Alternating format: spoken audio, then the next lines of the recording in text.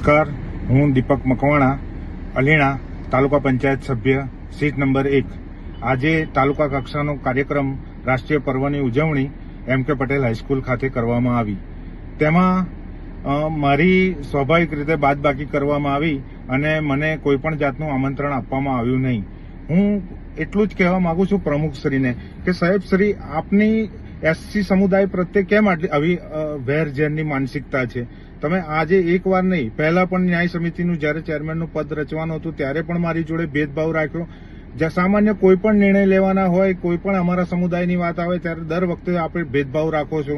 દર વખત હું મારા કામ સોંપું તો મારું કામ કોઈ થતું નથી। તમે એટીવીટીની ગ્રાન્ટની ફાળવણી કરી, તેમાં પણ અલીણા ગામનો ભેદભાવ રાખ્યો। દરેક રીતે ભેદભાવ રાખો છો। હું વહીવટી તંત્ર તેમજ તાલુકા પ્રમુખશ્રીને બસ એટલું જ કહેવા માંગુ છું કે શું હું સામાન્ય ચૂંટણી લડીને આવ્યો નથી? હું સામાન્ય ચૂંટણી તરીકે મેં મારી પ્રક્રિયા પૂર્ણ કરેલી નથી।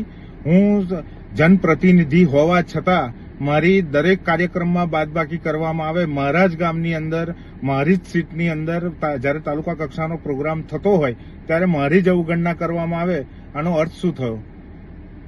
બસ મારે એટલું જ કહેવું છે કે સાહેબ, આજે નહીં પણ હવે ગમે ત્યારે ગમે તે પ્રશ્ન હશે, જનપ્રતિનિધિ તરીકે હું હંમેશા અવાજ ઉઠાવીશ અને ઉઠાવતો જ રહીશ। તમારે જે કરવું હોય કરી દો।